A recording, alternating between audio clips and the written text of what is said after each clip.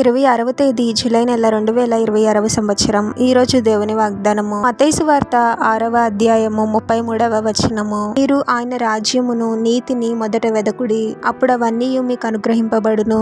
సహోదరి సహోదరులారా, మన అవసరతల గురించి, ఈ లోకానుసారమైన విషయాల గురించే మనము ప్రతిదినము ఎక్కువగా ఆలోచిస్తూ బాధపడుతూ ఉంటాము. రేపు ఎలా ఉండబోతుంది లేదా భవిష్యత్తు గురించి ఆలోచనలు ఎన్నో మనల్ని కలవరపెడుతూ ఉంటాయి. చదువు, ఉద్యోగము, వివాహము, పిల్లలు, కుటుంబ జీవితం, మనిషి ఎక్కువగా వీటి గురించి ఆలోచిస్తూ దేవుని పనిని మర్చిపోతూ ఉంటాడు. కానీ ప్రభు అంటూ ఉన్నాడు, మొదట ఆయన నీతిని, రాజ్యమును వెతకాలి అని, అప్పుడు ఇవన్నీ మనకు అనుగ్రహింపబడతాయి అని. మనము దేవుని పనిని ఎప్పుడైతే చేస్తామో ఆశ్చర్యరీతిగా మన అవసరతలను ప్రభు తీరుస్తాడు. ప్రతి విషయంలోనూ ప్రభువునకు మొదటి స్థానం ఇవ్వాలి. ప్రభు చిత్తాన్ని మనం తెలుసుకొని ప్రభువునకు లోబడి జీవించాలి.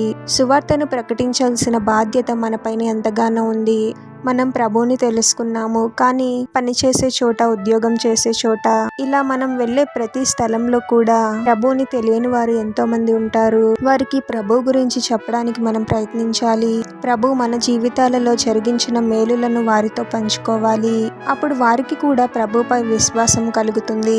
చీకటిలో ఉన్న వారిని వెలుగులోనికి నడిపించాలి. బాధలలో ఉన్నప్పుడు వారిని ఆదరిస్తూ, అవసరతలలో ఉన్నప్పుడు సహాయం చేస్తూ, విడిచిపెట్టబడ్డ స్థితిలో ఉన్నప్పుడు ప్రేమను చూపిస్తూ, కృంగి ఉన్న పరిస్థితులలో నిరీక్షణను కలిగిస్తూ, ఇలా మనలో ప్రభుని వారికి చూపించగలగాలి. ఎప్పుడైతే మనము ప్రభువునకు ప్రాముఖ్యత ఇస్తూ ఇతరులకు సువార్తను ప్రకటించడం మొదలు పెడతామో, మన జీవితాలలో ఎన్నో మేలులను మనం చూడగలుగుతాము. ప్రభువు ఎన్నో అద్భుతాలను జరిగిస్తాడు. ఆశ్చర్యరీతిగా మన అవసరతలను తీరుస్తూ మనకు సహాయం చేస్తూ ఉంటాడు. అంతేకాని మనకున్న బాధ్యతను మర్చిపోయి లోకానుసారమైన విషయాలపై ఎక్కువగా శ్రద్ధ ఉంచి వాటి గురించి ఆలోచిస్తూ బాధపడటం వలన ఎటువంటి ఉపయోగం ఉండదు. ఇంకా మనము మానసిక కృంగుదలకు లోనవుతామే కానీ మన సమస్యలు తీరవు కదా. ప్రభు సువార్తను మనము ఎంత బలముగా ప్రకటిస్తామో అంతే బలముగా ప్రభు యొక్క కార్యములను మన జీవితాలలో చూడగలము. ప్రార్థన. పరిశుద్ధుడువగు ప్రభువా, మీ పరిశుద్ధమైన నామమునకు తరతరములు యుగయుగములు మహిమ కలుగునుగాక. మరొక నూతన దినంలోనికి మమ్మల్ని క్షేమంగా ప్రవేశింపచేసిన దేవా, మీకే స్తోత్రం తండ్రి. లోకానుసారమైన విషయాల గురించి, మా అవసరతల గురించి, రేపటి గురించి, భవిష్యత్తును గురించి ఎక్కువగా ఆలోచిస్తూ బాధపడే వారముగా కాకుండా మీ సువార్తను ప్రకటించడంలోనే మాకు నిజమైన ఆశీర్వాదం ఉందని గ్రహించాలి తండ్రి. తాత్కాలికమైన వాటి మీద కాకుండా శాశ్వతమైన వాటి మీద మా దృష్టిని నిలపాలి ప్రభు. అటువంటి కృపను అనుగ్రహించండి తండ్రి. మా జీవితాలలో మీరు జరిగించిన మేలులను ఇతరులకు సాక్ష్యముల రూపంలో పంచుకోవాలి తండ్రి.